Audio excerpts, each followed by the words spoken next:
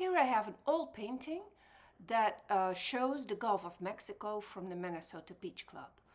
I didn't like the colors that much, so because we're working with a realistic view of a seascape, we're going to go over this, and I'm using oil paint, but you might as well use acrylic. It doesn't matter. Don't do acrylic over oil painting though. You can do an oil painting over acrylic, but not the other way around. So I measured from the top, it's 6 inches from the top, that's where my horizon is going to be, and I use only 4 colors. It's ultramarine blue, titanium white, lemon yellow, and yellow ochre. I pre-mix the colors as much as I can so that I don't have to think too much about it halfway. I also have different brushes so I can keep the brushes really clean. The white close to the horizon has a little bit of lemon yellow in it, maybe also a little bit of alizarin crimson, because that is the permanent pollution that we see. I'm not going to go too deep into it. On very clear days, you probably won't even see that. So I have a brush for the blue and I have a brush for the horizon, for the white with the yellow and the horizon. I don't want to mix them too soon because then it becomes muddy. Now we're going to go in horizontal fat layers with the different hues. I use Neo McGilp as a medium to make it a little bit more fluid. When you have acrylic, you can add some extender.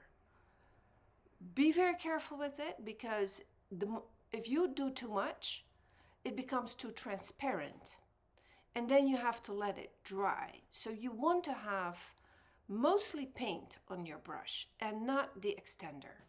It's just to make it a little bit more fluid. So here I start with the darkest layer.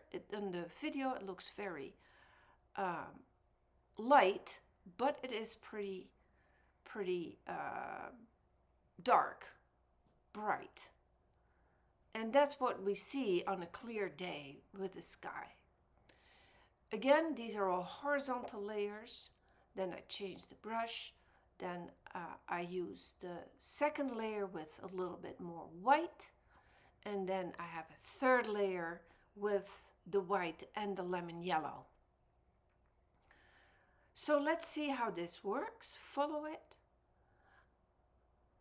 I have a fairly fine flat brush, but I go over it to smoothen it with a thicker brush, flat. These are flat brushes because we make flat strokes. Close to the horizon it's almost white. Then I make vertical lines to blend the two colors so that it's as even as possible. And now I'm getting very close to the horizon with the most white and a touch of lemon yellow.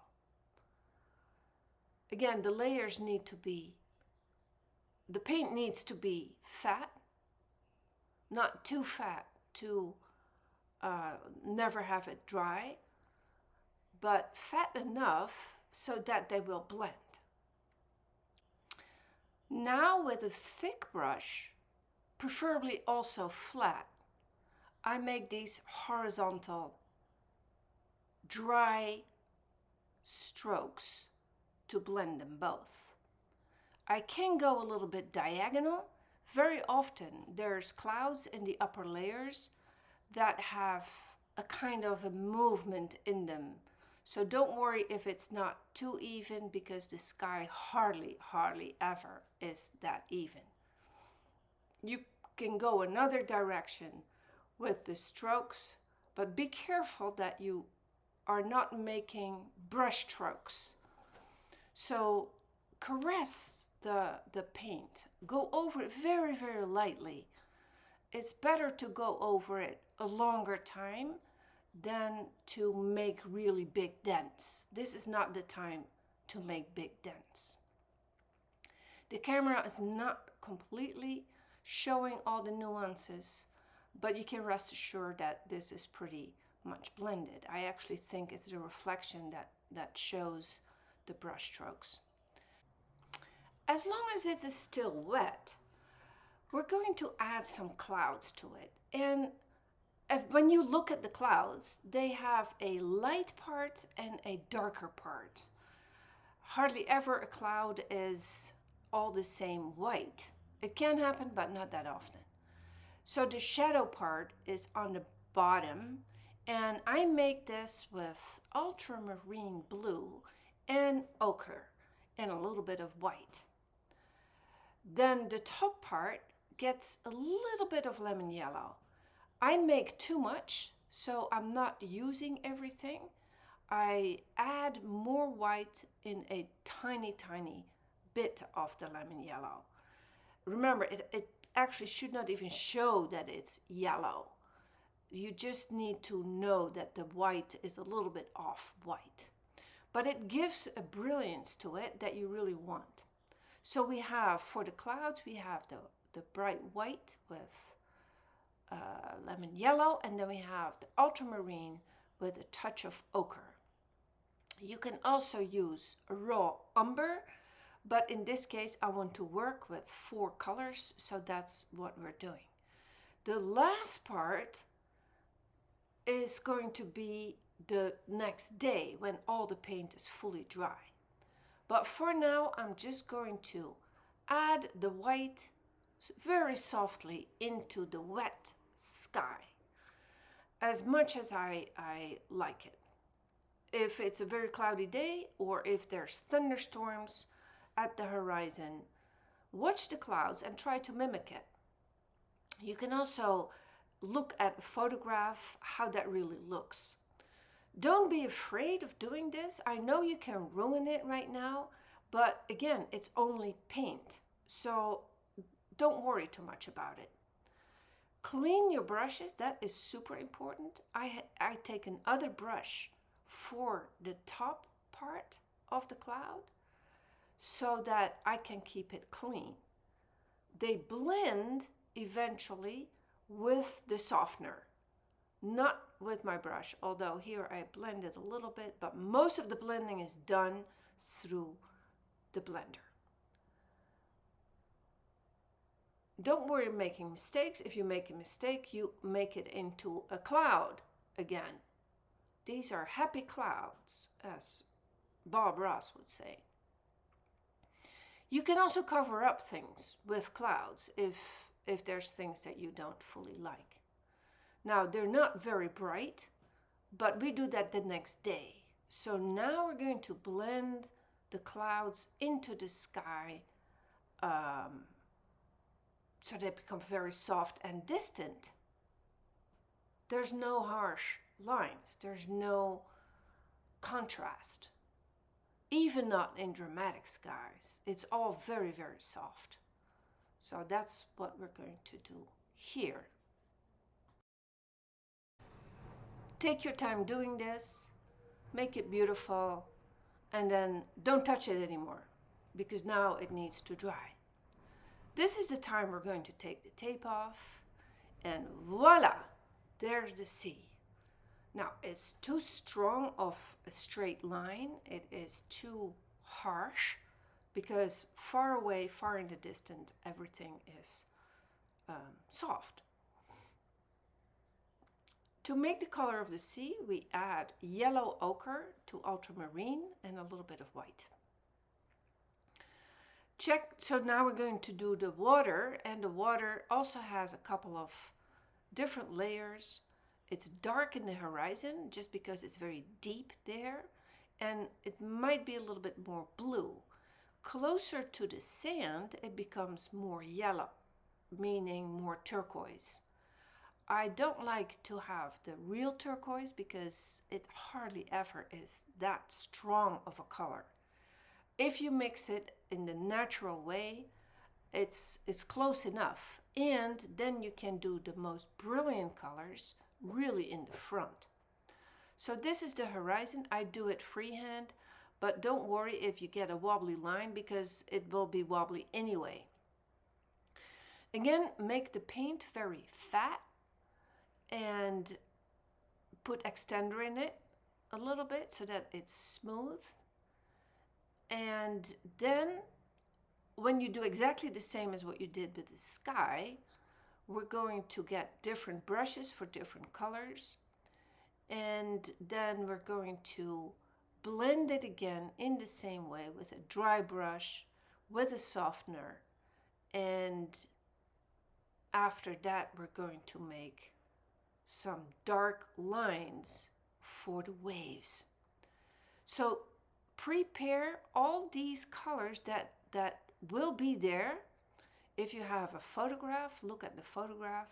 If you are at the ocean or the sea itself, just try to mimic as much as you can what you see. It's irregular, so the tape now is gone forever. We're not going to use any more measurements, but I also don't want the horizon to be fully crooked or not clear. I want the horizon to be clear. There will be brush strokes here, that's okay. The sea has waves, has strokes, but always remember that you're going to do horizontal strokes from now on. The sky we can blend with vertical strokes, but the sea, I want you to really remember to have horizontal brush strokes. Close to the sand, it is the brightest, and it's a little bit this lime green.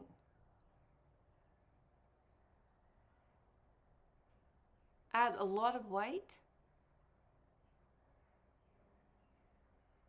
and then again we're going to blend everything.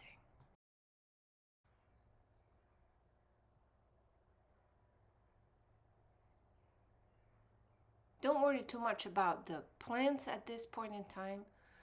We don't need to blend the plants with the water.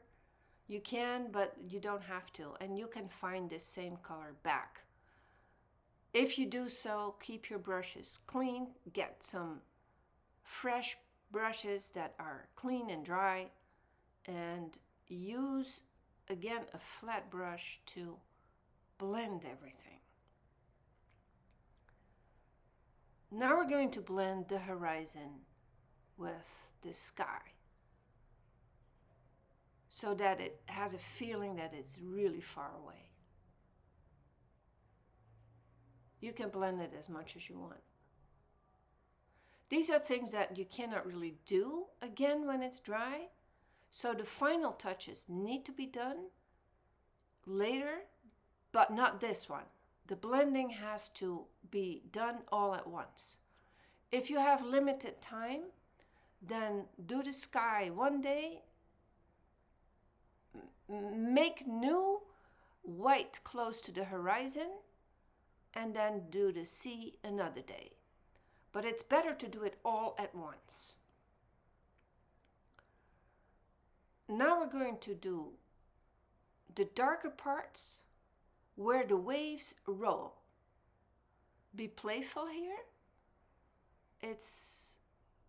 You cannot go wrong, really. So also be bold, because that's how the waves irregularly roll onto the shore. Then we're going to add white on top of it, but again, it cannot be white enough because it blends too much, which is fine. The final layer we're going to do the next day. It's white, and again with a little bit of lemon yellow touch, but you will see also that this is not really taking well because the sea is very fat.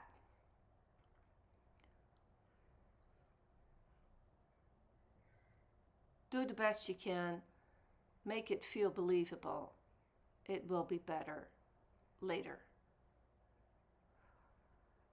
Well, that concludes how to make a seascape. And the part that is in the front is a whole different story. We can work on that next. But this is how you can make the ocean work. Good luck with it, and we'll talk soon.